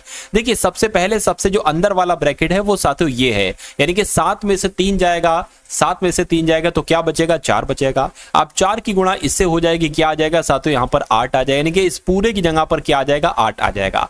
अब 5 माइनस 8 कितना होता है साथियों, 5 माइनस 8 एक तरीके से माइनस का 3 होता है और यहां पर प्लस का 3 लिखा हुआ है, तो इससे ये कैंसिल हो जाएगा, यानी कि क्या आ जाएगा, 3 में से 3 जाएगा तो क्या आ जाएगा, 0 आ जाएगा। यानी कि अब मैं साथियों कह सकता हूं कि इस पूरे की जगह पर क्या आ जाएगा, 0 आ जाएगा। अब इस 0 की गुणा 3 से होगी, तो किसी संख्या की गुणा 0 से 3 से होती है या किसी से भी होती है, मतलब 0 की गुणा किसी संख्या से होती है तो क्या आता है, 0 आता है। तो साथियों इसकी जगह पर क्या आपका आ जाएगा, 0 आ जाएगा। अब 12 की अगर बात करते हैं साथियों, 12 में से 18 जाएगा, 12 में से 18 जाएगा तो कितना बचेगा, माइनस का 6 बचेगा, माइनस का 6, ठीक है, माइनस का 6 बच गया साथियों। अब अगर बात करें ये 25 है, ठीक है, तो यहां पर क्या आपका आ जाएगा, 25 आ जाएगा, यहां पर क्या आ जाएगा, 25 आ जाएगा और गुणा आपका 5 भाग 3 आ जाएगा। ये गुणा हो गया, ये 5 भाग 3 हो गया, तो 3 एकम 3 हो जाएगा, 3 दूना आपका 6 हो जाएगा, ठीक है ना। और 25 और 2 पंजे कितना हो जाएगा, 10 हो जाएगा। तो 25 में से 10 जाएगा, कितना बचेगा, 15 बचेगा। और 15 कौन से ऑप्शन में है, ऑप्शन नंबर डी में है, तो यही आपका बिल्कुल करेक्ट आंसर हो जाता है। उसके बाद देखिए नेक्स्ट नंबर का सवाल है आपकी स्क्रीन पर, बहुत शानदार सवाल है कि 23 व्यक्ति एक काम को 18 दिनों में कर सकते हैं, 6 दिन के बाद 8 व्यक्ति चले जाते हैं, तब यहां से इस कार्य को पूरा करने में कितने दिन लगेंगे, आपसे पूछा जा रहा है। सवाल बहुत शानदार है। देखिए सिंपल सी बात है कि 23 व्यक्ति एक काम को 18 दिन में करते हैं, तो टोटल काम ये हो गया, 23 व्यक्ति 18 दिन में एक काम करते हैं, तो कहने के 6 दिन बाद 8 व्यक्ति चले जाते हैं। अरे भाई 23 व्यक्ति हैं तो कम से कम 6 दिन तक तो ये 23 व्यक्ति काम करेंगे, बिल्कुल करेंगे, ठीक है ना। और क्या लिखा हुआ है, 6 दिन के बाद, यानी कि 23 व्यक्ति 6 दिन काम करते हैं और 8 व्यक्ति चले जाते हैं। अब अगर बात करें 8 व्यक्ति चले गए, 23 व्यक्ति हैं, 8 व्यक्ति चले गए, तो जाहिर सी बात है 15 व्यक्ति बचे, 15 व्यक्ति बचे साथियों, तो ये काम कितने दिन में पूरा करेंगे, मैं कहूंगा x दिन में पूरा करेंगे, ठीक है ना। अब इसको साथियों सॉल्व करा लीजिए। देखिए यहां पर अगर बात करें 23 गुणा 18 अगर आप करेंगे, 23 गुणा 18 अगर आप करेंगे तो 8 3 आपका 24 हो जाएगा, 8 दूना 16, ठीक है, 16 17 18 यहां पर आ जाएगा और गुणा करके यहां पर आपका 23 आ जाएगा, ये 4 आ जाएगी, ये 11 आ जाएगा और ये आपका 4 आ जाएगा, यानी कि 414 यहां पर आ गया बराबर। अब 23 की 6 से गुणा करेंगे साथियों, 6 3 18 आ जाएगा, ठीक है ना, 18 आ गया, 6 दूना 12 और एक आपका 13 आ जाएगा, यानी कि और प्लस आपका क्या आ जाएगा, 15x आ जाएगा। आपको x का मान निकालना है। अब सिंपल सी बात है, 414 माइनस 138 बराबर क्या आ जाएगा, 15x आ जाएगा, यानी कि 414 में से आपको 138 को घटाना है, तो कितना जाएगा, 14 में से 8 जाएगा साथियों, 6 बचेगा और 40 में से एक तरीके से 13 जाएगा। या एक काम करिए,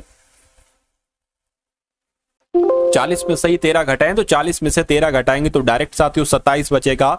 तो यानी कि मैं कह सकता हूं साथियों यहां पर 276 है बराबर आपका 15x है, यानी कि x बराबर क्या हो जाएगा, 276 बटे 15 हो जाएगा। इसको अगर कट करोगे साथियों कितना आपका आ जाएगा, एक तरीके से देखिए 3 से अगर कट करें ना, 3 निम 27 आपका हो जाएगा, 3 दूना 6 हो जाएगा, 3 पंजे 15 हो जाएगा। इसको अगर कट करें 5 एकम 5, 5 एकम 5 4 आ जाएगा, 42 हो जाएगा, 5 अट्ठे 40 हो जाएंगे, 2 बचेगा ना, पॉइंट लगाएंगे, 0 बढ़ाएंगे, 5 5 चौक आपका 20 आ जाएगा, यानी कि 18.4 आ जाएगा। और 18.4 कहां पर लिखा हुआ है? ऑप्शन नंबर बी में लिखा हुआ। तब यहां से इस कार्य को पूरा करने में कितने दिन लगेंगे? तो 18.4 दिन का समय लगेगा। उसके बाद देखिए नेक्स्ट नंबर का सवाल है। देखिए अभी आपने देखा था लघुत्तम समापवर्तक, तीन प्रकार की संख्याएं आपको दी गई थी। आपसे पूछा गया था कि इनका लघुत्तम समापवर्तक क्या है, तो मैंने आपको बताया था। लेकिन अगर बात करते हैं तो इसका महत्तम समापवर्तक आ जाए, उसी प्रकार की संख्याओं का अलग से संख्या दे दी जाए, तो आप कैसे निकालेंगे मैं आपको सिखा देता हूं। देखिए 42, 63 और 140, इसका आपको क्या निकालना है? इसका आपको HCF निकालना है, महत्तम समावर्तक निकालना है।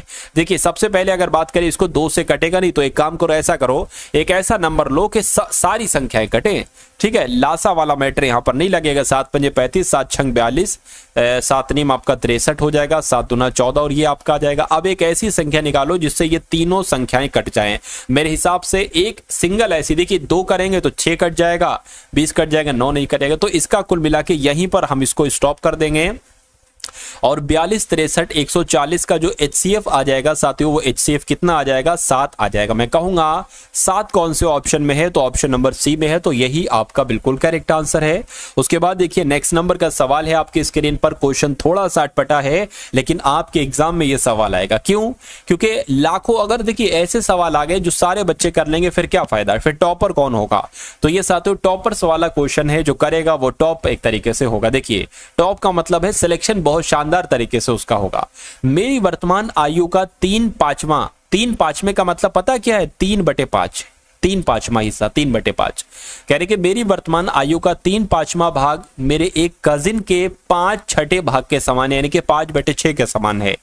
10 वर्ष पहले मेरी आयु 4 वर्ष बाद उसकी आयु के बराबर होगी। मेरी वर्तमान आयु क्या है? अब आपको जितना पढ़ने में कठिन लगा होगा, उतना ही मैं आपको आसान कर दूंगा इस सवाल को कैसे आप करेंगे। और मेरा मानना है कि अगर ये सवाल आता है तो लाखों लाख बच्चे इस सवाल को नहीं कर पाएंगे और आप उन्हें बहुत आसानी से पछाड़ सकते हो। देखिए मान लेते हैं साथियों, क्या आपकी वर्तमान आयु कितनी है? ठीक है, आपकी वर्तमान आयु मान लीजिए x है, और दूसरा कौन है? कजिन की अगर बात करते हैं साथियों, कजन की वर्तमान आयु y है। ठीक है, कहने के मेरी वर्तमान आयु का 3/5, यानी कि मान लीजिए ये आपकी आयु है, इसकी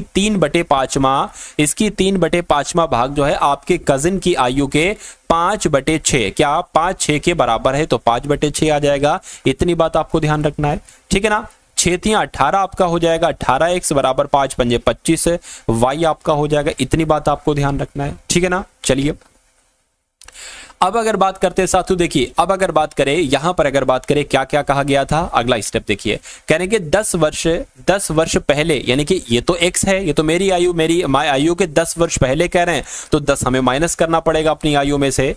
कहेंगे 10 वर्ष पहले मेरी आयु 4 वर्ष बाद उसकी आयु के, किसकी आयु के? y की आयु के, यानी कि y की आयु के 4 वर्ष बाद के बराबर है। तो इतनी बात आपको समझ में आई। अब देखिए साथियों यहां पर हम क्या कर सकते हैं, देखिए ये आपका 4 प्लस का है, ये 4 माइनस का हो जाएगा, यानी कि x माइनस 10 माइनस 4 आ जाएगा। अब अगर बात करते हैं साथियों यहां पर आपका क्या आ जाएगा? माइनस माइनस प्लस आपका हो जाएगा, माइनस माइनस प्लस हो जाएगा, यानी कि ये दोनों जुड़ जाएंगे, यानी कि x माइनस 14 आ जाएगा। तो y की वैल्यू आपको यहां पर मालूम पड़ गई, y की वैल्यू आपको यहां पर मालूम पड़ गई। ठीक है ना, अब अगर बात करें साथियों, देखिए y की वैल्यू आपको मालूम पड़ गई, तो एक काम ये करो, मेरी वर्तमान आयु x है, यानी कि x का मान आपको क्या करना है साथियों? x का मान आपको निकालना है। यहां पर आपके सामने ये चीज दे रखी थी, आपके सामने ये चीज साथियों दे रखी थी। अब एक काम करो साथियों, 18x, क्या साथियों? 18x बटे 25, 18x बटे क्या आ गया? यहां पर 25 आ गया, और बराबर ये y हो गया। यही तो कर सकते हैं, 18x ये बटे में 25 आ गया, बराबर y आ गया। अब एक काम करो, अगले स्टेप में क्या करो कि अब y को हटाकर y का मान रख दो। y को हमने हटा दिया, y का मान ये है, y का हमने मान रख दिया x माइनस 14। अब साथियों इसको हम हटा देंगे, क्या इसको हम हटा देंगे, क्योंकि हमें थोड़ी जगह की जरूरत है क्वेश्चन को हमें सॉल्व करने के लिए। देखिए यहां पर अगर बात करें, अब 18x, ये 18x आ गया, 25 की y 25 की x से गुणा होगी, क्या आ जाएगा? 25x आ जाएगा। माइनस 25 की अगर 14 से गुणा करते, क्या 25 की 14 से अगर गुणा करेंगे तो ये आपका 25 चौक 100 आ जाएगा, और यहां पर 25 आ जाएगा, ये 0 आ गया, 5 आ गया, और ये आपका 3 आ गया, यानी कि यहां पर क्या आ जाएगा? 350 आ जाएगा। यहां पर क्या आ जाएगा? 350 आ जाएगा। अब 25x में से क्या 18 को अगर माइनस करते हैं तो कितना बचेगा? देखिए 25x माइनस 18x, 18x बराबर क्या हो जाएगा 350 हो जाएगा। तो 25x में से 18x जाएगा, कितना बचेगा 7x बचेगा। 7x बराबर कितना हो जाएगा 350 हो जाएगा। और x बराबर कितना हो जाएगा 350 बटे 7 हो जाएगा। इसको जब कट करेंगे तो 7 एकम 7, 7 पंजे 35 आ जाएगा 0, यानी कि x का मान आपका क्या निकलेगा, x का मान आपका 50 निकलेगा। और x हमने क्या माना था, x हमने माना था आपकी आयु है, तो यानी कि मेरी आयु है, तो वर्तमान आयु कितने निकलेगी मेरी 50 वर्ष निकलेगी। और 50 वर्ष किस ऑप्शन में है, तो ऑप्शन नंबर डी वाले में, यानी कि जिनका आंसर ऑप्शन नंबर डी है बिल्कुल करेक्ट है। उसके बाद देखिए अगला सवाल है आपकी स्क्रीन पर, आपसे पूछा जा रहा है यहाँ पर कि अल्फा और बीटा की आयु का अनुपात कितना है, 2:5 है। यदि उनकी आयु का योग, यानी कि अगर इन दोनों अनुपातों को जोड़ देते हैं तो इनकी आयु का योग कितना हो जाता है 238 हो जाता है। उनकी आयु के बीच अंतर आपको बताना है। देखिए कुछ नहीं करना है, 2x है, इसको हम 2x 5x मान लेते हैं। जब इनको जोड़ते हैं तो क्या बनता है 7x बनता है, यानी कि इनके अनुपातों का योग कितना है 7x है, और यहां पर दे रखा है 238 है। तो अब अगर बात करें x बराबर कितना हो जाएगा 238 बटे 7 हो जाएगा। इसको अगर कट करेंगे सातों कितना आ जाएगा, 7 या 21 और 7 चौका 28 आ जाएगा, यानी कि x बराबर कितना आ गया सातों, x बराबर आपका 34 आ गया। अब कह रहे हैं इनका अंतर बताइए, यानी कि 34 दूना कितना हो जाएगा, 34 गुना कितना हो जाएगा 34 गुना, क्योंकि ये 2x है ना, x का मान 34 है, तो एक तरीके से बात करें 34 गुना ये 8 हो जाएगा, ये 6 हो गया 68 हो गया। 34 पंजे कितना आ जाएगा एक बार देख लीजिए, 5 चौक 20 आपको हो गया, 5 तिया 15 17 हो जाएगा, यानी कि 68 और 170 का डिफरेंस आपसे पूछा जा रहा है। तो 170 और 68 का अंतर हम बता देंगे साथियों, यहाँ पर 2 आएगा 16 में से, यानी कि कुल मिला के 102 आ जाएगा, और 102 आपका बिल्कुल सही जवाब हो जाएगा। उसके बाद देखिए नेक्स्ट नंबर का सवाल है आपकी स्क्रीन पर, यहाँ पर 81 है, 52 है, 29 है, 73 है, 48 है, 33 है, 31 है। कहने के इन आंकड़ों का ये जो ऊपर नंबर दिए गए हैं इनका माध्यक आपसे पूछा जा रहा है। तो माध्यक आप कैसे निकाल सकते हो साथियों, सबसे पहले आप एक काम करो कि इनको काउंट करना होता है, 1 2 3 4 5 6 7, यानी कि अगर विषम संख्या है इन नंबरों की, अगर विषम संख्या है तो अलग सूत्र लगता है, और अगर सम संख्या है तो साथियों अलग सूत्र लगता है। लेकिन यहां पर नंबरों की विषम संख्या है तो हम कौन सा सूत्र लगाएंगे, n+1/2, वा पद का मान क्या, वे पद का मान, तो ये वाला हम सूत्र लगाएंगे, ठीक है ना। अब देखिए यहां पर दूसरी बात अगर बात करें, अब इन नंबरों को सबसे पहले आपको एक तरीके से आरोही क्रम में लगाना पड़ता है। तो सबसे इसमें छोटा कौन सा, देखिए अवरोही क्रम में साथियों आपको लगाना पड़ता है। तो साथियों अगर बात करें सबसे बड़ा कौन सा है, तो सबसे बड़ा 81 है, उसके बाद साथियों 73 है, उसके बाद उससे छोटा कौन है, उससे छोटा देखिए 81 हो गया, 73 हो गया, उसके बाद आपका 52 आ जाएगा, 52 के बाद 48 आ जाएगा, और 48 के बाद 33, फिर साथियों 31 आ जाएगा, और उसके बाद में 29 आ जाएगा। ठीक, ये काम आपने कर लिया। अब सूत्र क्या है, n+1/2, और n यहाँ पर क्या है 1 2 3 4 5 6 7, n बराबर 7 है जितनी संख्याएं होंगी। तो हम क्या करेंगे साथियों, 7 + 1/2 यानी कि 8/2 वे पद का मान, वे पद का मान, और इसको अगर कट करेंगे तो 4 आ जाएगा, यानी कि चौथे पद का मान आपसे पूछा जा रहा है। चौथे पद का मान क्या है, यहां से देखेंगे, यहां से नहीं, इसीलिए तो ये निकाला था अवरोही क्रम। देखिए तो 1 2 3 4 48 हो जाएगा, तो मैं कहूंगा 48 आपका राइट आंसर हो जाएगा। इसको आपको अवरोही क्रम में लगाना है, यानी कि डिसेंडिंग ऑर्डर में, सबसे बड़ा उससे छोटा उससे छोटा। शायद मैंने धोखे से आरोही कह दिया था, आरोही मतलब छोटा फिर बड़ा उससे बड़ा, ये होता है। अगला सवाल है आपकी स्क्रीन पर, देखिए और मुझे बताइए राइट आंसर आपका यहाँ पर किस ऑप्शन के साथ जा सकता है। साथियों जिन लोगों ने वीडियो को अभी तक लाइक नहीं किया, तो आप सभी लोगों से रिक्वेस्ट है वीडियो को आप सभी लोग लाइक कर दीजिए, ठीक है ना, क्योंकि अभी अगर बात करें, अभी इंग्लिश के भी हम लोग कुछ क्वेश्चन यहाँ पर देखने वाले। इस सवाल को देखिए कि एक वस्तु का विक्रय मूल्य यानी कि जिस मूल्य पर कोई वस्तु बेची जाती है, तो वो वस्तु 432 रुपए में बेची गई है, और जब 432 रुपए में बेची गई है तो उस पर 35% का लाभ हुआ है। तो कह रहे कि क्रय मूल्य क्या है, यानी कि जिस मूल्य पर वो वस्तु खरीदी गई थी वो मूल्य क्या है। देखिए अगर 35% का लाभ हुआ है तो मैं कहूंगा वो वस्तु 135, क्योंकि 100% में तो आप लाए ही थे, आपने 35% के फायदे से बेची, तो आपने 135% में बेची, और जब 135% में बेची यानी कि 35% लाभ से, तो आपकी वो वस्तु 432 रुपए की बिकी है। अब 135% प्रतिशत की वैल्यू अगर 432 है तो आपसे 100% की वैल्यू पूछी जा रही है, क्योंकि क्रयमूल्य जो होता है वो 100% ही होता है। तो ये कैसे निकालोगे मैं आपको बता देता हूं कैसे निकालोगे। देखिए 432 भाग में क्या आ जाएगा 135 और 100% की निकालना है तो 100 से गुणा कर दो इसको। अब इसको कैलकुलेट कर लो साथियों। देखिए 5 दूना 10 हो जाएगा, 5 सत्ते 35 हो जाएगा और यहाँ पर 5 से कट होगा, ये आ जाएगा 3 निम 27 आ जाएगा, 3 एकम 3, 3 चौक 12, 3 चौक 12 आ जाएगा। इसकी अगर बात करें साथियों क्या आ जाएगा 3 3 9 आ जाएगा, 3 चौक 12 आपका, 3 चौक 12 आपका, 3 से 21, 3 अट्ठे आपका 24 आ जाएगा। इसको 3 से अगर कट करते हैं साथियों 3 एकम 3, 3 छंग 18 यानी कि 20 गुणा 16 कितना होता है 16 दूना 32 यानी कि 320 होता है। तो मैं कहूंगा जो वस्तु 432 रुपए में बेची गई है जिस पर 35% का लाभ है, इसका क्रय मूल्य जो होगा यानी कि जिस मूल्य पर यह खरीदी गई थी 320 रुपए में खरीदी गई थी और 320 कहां पर है 320 साथियों ऑप्शन नंबर किस में है बी में है। चलिए तो अब साथियों यहां पर आप लोग के इंग्लिश के क्वेश्चन आपके शुरू हो चुके हैं, क्योंकि आपको साथियों देखिए मालूम होना चाहिए कि जीके जीएस और इंग्लिश आपके एसएससी एमटीएस एग्जाम के लिए कितनी इंपॉर्टेंट है। पूरा सिलेक्शन का दारोमदार साथियों इसी पर रुका हुआ है, ठीक है ना। तो बहुत अच्छे तरीके से हम सभी क्वेश्चन देखेंगे, ठीक है ना, इंग्लिश के, और बहुत अच्छे तरीके से मैं आपको साथियों पढ़ाने की कोशिश करूंगा। देखिए यहां पर अगर बात करते हैं select the option that can be used as a one word substitution for the given groups of word, यानी कि आपसे वन वर्ड सब्स्टिट्यूशन पूछा जा रहा है। वन वर्ड सब्स्टिट्यूशन का मतलब होता है कि एक वाक्य होगा आपके सामने, उसके लिए आपको एक शब्द बताना है। जैसे आपने हिंदी में पढ़ा होगा जो ईश्वर को ना मानता हो उसको क्या कहा जाता है, जो ईश्वर को मानता हो उसको क्या कहा जाता है, ऐसे करके पढ़ा था ना, तो उसी को कहते हैं। अब यहां पर अगर बात करें something that can not be avoided, यानी कि समथिंग दैट जिसको नेग्लेक्ट नहीं किया जा सकता या जिसको अवॉइड नहीं किया जा सकता उसको क्या कहा जा सकता है, ये आपसे पूछा जा रहा है। देखिए यहां पर लिखा हुआ है इंटॉलरेबल। इंटॉलरेबल का मतलब क्या होता है, असहनीय होता है। क्या उसको साथियों असहनीय कहा जाएगा, तो मैं कहूंगा बिल्कुल नहीं। असहनीय क्यों कहा जाएगा, जिसको अवॉइड नहीं किया जा सकता। इसके बाद लिखा हुआ इररेपेरेबल, इसका मतलब होता है अपूर्णीय, उसको अपूर्णीय भी नहीं कहा जा सकता। इम्पॉसिबल, इम्पॉसिबल का मतलब होता है असंभव, उसको असंभव भी नहीं कहा जा सकता साथियों, ठीक है ना। अब यहां पर लिखा हुआ है साथियों इनएविटेबल, इसका मतलब होता है अटल, इसका मतलब होता है अटल, इसका मतलब होता है अनिवार्य।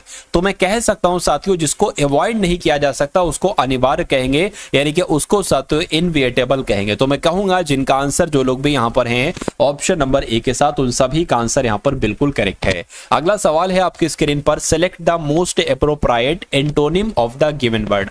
एंटोनिम का मतलब क्या हो जाएगा साथियों, विलोम हो जाएगा, यानी कि एक वर्ड आपको दिया गया है, वायलेंट वर्ड आपको दिया गया और इसका एंटोनिम आपसे यहां पर पूछा जा रहा है। तो साथियों इसका मुझे एंटोनिम आप लोग बता दीजिए। चलिए वायलेंट की अगर बात करें तो वायलेंट का मतलब क्या होता है, वायलेंट का मतलब होता है हिंसक। वायलेंट का मतलब क्या होता है, वायलेंट का मतलब होता है हिंसक। अब देखिए अब आपको यह ढूंढना है कि हिंसक का विलोम क्या हो सकता है। अर्जेंट की जब हम बात करते हैं साथियों, देखिए अर्जेंट की अगर बात करते हैं तो अर्जेंट का मतलब होता है बहुत जरूरी। माइटी की अगर बात करते हैं, माइटी का मतलब होता है शक्तिमान, क्या शक्तिमान, ठीक है ना, और बहुत जरूरी कह सकते हैं, जरूर। तो मैं कह सकता हूं हिंसक का विलोम शक्तिमान भी नहीं हो सकता, जरूरी भी नहीं हो सकता। डिलीशियस का मतलब आप सभी लोग जानते हैं साथियों स्वादिष्ट होता है, तो स्वादिष्ट भी नहीं हो सकता। मैं कहूंगा जेंटल का मतलब होता है सज्जन, क्या जेंटल का मतलब होता है सज्जन, यानी कि कहीं ना कहीं वायलेंट का विलोम, वायलेंट का एंटोनिम जेंटल होता है। तो जिनका आंसर यहां पर है ऑप्शन नंबर डी के साथ बिल्कुल करेक्ट है। अगला सवाल है आपकी स्क्रीन पर, देखिए मुझे बताइए कि select the most synonym of the given word. Synonym की अगर बात करते हैं, देखिए मैंने बिल्कुल बेसिक से आपको पढ़ा रहा हूं, यानी कि अगर आपको कुछ नहीं आता है, क्योंकि मैं एक एक चीज आपको बता रहा हूं भाई, एंटोनिम मतलब विलोम, सिनोनिम मतलब पर्यायवाची। चलिए तो एकदम शून्य से लेकर शिखर तक आपको ले जाऊंगा, यानी कि अगर आपने तैयारी शुरू की है तो आपका सिलेक्शन होगा, आपकी तैयारी हो चुकी है तो भी आपका सिलेक्शन होगा, सब कुछ रिवाइज आपका होता रहेगा। चलिए देखिए यहां पर अगर बात करें एग्रीगेट की, अगर बात करते हैं साथियों एग्रीगेट की, इसका सिनोनिम आपसे यहां पर पूछा जा रहा है। एग्रीगेट की अगर बात करें इसका मतलब क्या होता है, इसका मतलब होता है साथियों समस्त, यानी कि कंप्लीट, यानी कि पूर्ण एक तरीके से कह सकते हैं। डिस्पर्स की जब हम बात करते हैं, डिस्पर्स का मतलब होता है बिखेरना, तो इसका समस्त की अगर बात करें या बिखेरने की बात करें तो ये सिनोनिम में ही नहीं हो सकता। टोटल की अगर बात करें इसका मतलब होता है संपूर्ण। बिल्कुल साथियों, समस्त कह लो या संपूर्ण कह लो। उसके अलावा सेपरेट की अगर बात करते हैं तो अलग करना इसको कहते हैं, और डिवाइड की अगर बात करते हैं इसको साथियों बांटना कहा जाता है। तो मैं कहूंगा कि साथियों एग्रीगेट का मतलब होता है समस्त और टोटल का मतलब होता है संपूर्ण, कहीं ना कहीं एक दूसरे के पर्यायवाची हैं। उसके बाद देखिए नेक्स्ट नंबर का सवाल है आपकी स्क्रीन पर, आपसे पूछा जा रहा है कि एक इसका वन क्लाउड 9 इसका मतलब क्या होता है। वन क्लाउड 9 का very happy, very angry, very far या साथियों वेरी वरीड। मैं कहूंगा वेरी हैप्पी इसका मतलब होता है बहुत खुश, ऑन क्लाउड 9 यानी कि बहुत खुश। उसके बाद देखिए अगला सवाल है, Delhi is the most affected city by the virus nowadays. इसमें आपको दिक्कत लग रही है साथियों, यानी कि इसका आपको जो एक तरीके से सही सेंटेंस बनेगा वो क्या बनेगा। देखिए अगर कहीं भी साथियों अगर कभी भी मोस्ट आ जाता है ना तो उसके पहले दा जरूर आता है, क्योंकि ये सुपरलेटिव डिग्री है। ठीक है, तो क्या आना चाहिए, Delhi was a most affected नहीं, Delhi is the most affected ये आना चाहिए। तो मैं कहूंगा आंसर आपका जाएगा बी के साथ। अगला सवाल देखिए साथियों, आपसे पूछा जा रहा है कि father asked me that if I will accompany him to the park. अब यहां पर अगर बात करें दिक्कत आपको साथियों कहां पर लग रही है, मैं अगर बात करें इफ आई विल नहीं आना चाहिए, इफ आई वुड आना चाहिए। यहां पर क्या आना चाहिए, वुड आना चाहिए। तो मैं कह सकता हूं दिक्कत कहां पर है, इफ आई वुड आना चाहिए, यानी कि आंसर आपका जाएगा सी के साथ। नेक्स्ट नंबर का सवाल है, यहां पर अगर बात करें the following sentence has been split into 4 segment. बिल्कुल, identify the segment that contains एक ग्रामेटिकल एरर। तो ग्रामेटिकल एरर आपको कहां पर दिख रही है, ये सेंटेंस यहां से शुरू है और यहां पर खत्म है। देखिए आई think he has settle in United states. अब देखिए कुछ देश ऐसे होते हैं साथियों जिन देशों से पहले दा का इस्तेमाल होता है। क्या दा का इस्तेमाल होता है, ठीक है ना, क्या होता है साथियों, दा का इस्तेमाल होता है। तो यहां पर क्या आना चाहिए था, यहां पर साथियों दा आना चाहिए था। जैसे कि अगर बात करें साथियों दा यूएसए होता है, आप हमेशा देखेंगे दा यूएसए। उसके अलावा अगर बात करें द फिलीपींस, ऐसे करके आप देखेंगे। तो मैं कहूंगा साथियों यहां पर अगर बात करते हैं ना साथियों, यहां पर दिक्कत है क्योंकि in I think he has settle in the United States होना चाहिए था। अगला सवाल है आपकी स्क्रीन पर, देखिए मुझे बताइए कि आपका राइट आंसर क्या होगा। देखिए women who is head of the family, यानी कि जो एक ऐसी महिला जो फैमिली में हेड होती है उसको क्या कहा जाता है, आपसे कुल मिला के पूछा जा रहा है, मुझे बताइए। चलिए देखिए अगर हम पैट्रियर्क की अगर बात करते हैं ना सा, तो इसका मतलब होता है कुलपति। इसका मतलब क्या होता है, कुलपति इसका मतलब होता है। चलिए कोई दिक्कत नहीं, क्या उसको कुलपति कहेंगे, कुलपति तो नहीं कहेंगे। मोनोगैमी की अगर बात करते साथ, मोनोगैमी का मतलब ये होता है जैसे कि विवाह की जो प्रथा होती है ना, अगर एक ही बार विवाह हो रहा है ना तो उस प्रथा को मोनोगैमी कहा जाता है। पॉलीगैमी की अगर बात करें, पॉलीगैमी का मतलब होता है बहुविवाह, तो उसको बहुविवाह भी नहीं कहेंगे, उसको साथियों ऐसा मोनोगैमी भी नहीं कहेंगे, उसको पैट्रियर्क भी नहीं कहेंगे। मैट्रियार्क की अगर बात करते हैं साथियों, इसका मतलब क्या होता है, इसका मतलब आप लोग ध्यान रखेंगे कुल माता कहते हैं। क्या कहते हैं साथियों, कुल माता कहते हैं, यानी कि जो फैमिली में हेड होती है उसको क्या कहा जाता है, उसको कुल माता कहा जाता है। तो आंसर आपका डी के साथ जाएगा। अगला सवाल है कि select the most appropriate synonyms of the given word, यानी कि इरेक्ट की अगर बात करते हैं इसका आपसे पूछा जा रहा है कि सिनोनिम क्या हो सकता है, बताइए। चलिए देखिए इरेक्ट का मतलब क्या होता है मैं आपको बता देता हूं। इसका मतलब होता है सीधा करना। इसका मतलब क्या होता है, इसका मतलब होता है साथियों सीधा करना। तो एक ऐसा ऑप्शन जिसका मतलब लगभग लगभग होता है सीधा करना, मुझे बताइए। टॉपल की अगर बात करें, टॉपल का मतलब होता है गिर पड़ना, तो ये तो सिनोनिम नहीं होगा। लोअर की बात करें, लोअर का मतलब एक तरीके से कम कह सकते हैं हम लोग, तो ये भी इसका सिनोनिम नहीं होगा। रेज की अगर बात करते हैं, नोच डालना, तो ये भी इसका साथियों नहीं होगा। अगर रेज शब्द की बात करते हैं, क्या एक वर्ड है रेज, रेज का मतलब क्या होता है ऊपर उठाना, ठीक है ना। तो ऊपर उठाना, तो देखिए कहीं ना कहीं ये इससे रिलेट कर रहा है। इरेक्ट का मतलब सीधा करना और रेज का मतलब ऊपर उठाना। तो मैं कहूंगा कि इरेक्ट का सिनोनिम क्या होगा, रेज होगा। आंसर आपका जाएगा डी के साथ। नेक्स्ट नंबर का सवाल है आपकी स्क्रीन पर, बताइए कि सेलेक्ट द ऑप्शन, क्या लिखा हुआ है यहां पर, अच्छा ठीक है, select the option that can be used as a one word substitution for the given groups of word। अब यहां से आपका शुरू हुआ है, देखिए a steep descent of water of a stream of or river। तो उसको साथियों क्या कहा जाएगा, उसको क्या कहा जाएगा, उसको एक तरीके से बात करें फाउंटेन यानी कि फव्वारा कहा जाएगा, नहीं उसको फव्वारा नहीं कहा जाएगा, ठीक है ना। उसके अलावा अगर बात करें उसको ग्लेशियर कहा जाएगा, हिमनद नहीं साथियों, वर्लपूल कहा जाएगा, भंवर नहीं साथियों, वाटरफॉल उसको कहा जाता है। यानी कि वाटरफॉल बोले तो एक तरीके से साथियों झरना हम लोग कह सकते हैं, झरना आपका राइट आंसर हो जाएगा। नेक्स्ट नंबर का सवाल है आपकी स्क्रीन पर, select the incorrectly spelled word, यानी कि किस वर्ड की स्पेलिंग आपको गलत लग रही है मुझे बताइए। कंप्लेंट की अगर बात करते हैं शिकायत करना, इसकी तो बिल्कुल सही स्पेलिंग है। वरीड की अगर बात करते हैं साथियों चिंता करना, इसकी भी बिल्कुल सही स्पेलिंग है। वेरियर की जब हम साथियों बात करते हैं, वेरियर का मतलब होता है योद्धा, वेरियर का मतलब क्या होता है योद्धा। और अगर साथियों बात करें इसकी इंग्लिश क्या होगी, यानी कि सही इसकी स्पेलिंग क्या होगी, तो WARREIOR ये हो जाएगी साथियों, ठीक है। लेकिन यहां पर अगर बात करें एक सिंगल आई है, तो मैं कहूंगा यहां पर दिक्कत है और यही आपका राइट आंसर। अगला सवाल है आपकी स्क्रीन पर, देखिए मुझे बताइए राइट आंसर क्या होगा। 2 यंग मैन, अब यहां पर पुल्ड आएगा the chain from the women's neck and run away. 2 young man यानी कि 2 नौजवान पुरुष, ठीक है ना, क्या करते हैं एक तरीके से मैं कह सकता हूं खींचते हैं द चेन, उसकी चेन को, वुमेन्स नेक उसके गले से और भाग जाते हैं। तो यहां पर साथियों खींचने को क्या कहा जाता है, खींचने को टर्न कहा जाता है, नहीं टर्न का मतलब मोड़ना होता है। पुष्ट कहा जाता है, पुष्ट का मतलब धकेलना होता है, नहीं साथियों। स्क्वीज्ड मतलब निचोड़ना होता है, मैं कहूंगा पुल्ड का मतलब होता है खींचना, यानी कि 2 यंग मैन क्या, 2 young man pulled the chain from the 2 women's neck and run away. तो मैं कह सकता हूं कि आंसर आपका जो जाएगा वो ऑप्शन नंबर ए के साथ जाएगा। अगला सवाल है आपकी स्क्रीन पर, देखिए बताइए सही जवाब क्या होगा। अब यहां पर आपको बताने की इस खाली जगह में देयर आर 5, अब ये खाली जगह है पूरी, there are 5 ... members of the United Nation. देखिए अब अगर बात करें फॉरएवर क्या यहां पर आएगा, तो फॉरएवर का मतलब होता है हमेशा, देयर आर 5 यानी कि हमेशा यूनाइटेड स्टेट्स के मेंबर मतलब 5 होते हैं, ऐसा है क्या। तो फॉरएवर का मतलब हमेशा होता है, हमेशा नहीं। इमोर्टल मतलब अमर होता है, ये भी आने का कोई तुक नहीं बना यहां पर। ड्यूरेबल की अगर बात करते हैं, ड्यूरेबल का मतलब टिकाऊ होता है, ये भी कोई मतलब नहीं बना। परमानेंट का मतलब क्या होता है साथियों, स्थायी हम लोग कह सकते हैं। तो हाँ ये तो हम लोग कह सकते हैं साथियों क्या, कि there are 5 permanent member of the United States, ये आपका बिल्कुल सही जवाब हो जाएगा। अभी मैंने आपको बताया था साथियों एक तरीके से यूनाइटेड नेशन देश के पहले क्या आ जाएगा, द आ जाएगा। चलिए अगला सवाल है आपकी स्क्रीन पर, कि select the incorrectly spelled word, मुझे बताइए कहां पर आपको दिक्कत लग रही है, बताइए। चलिए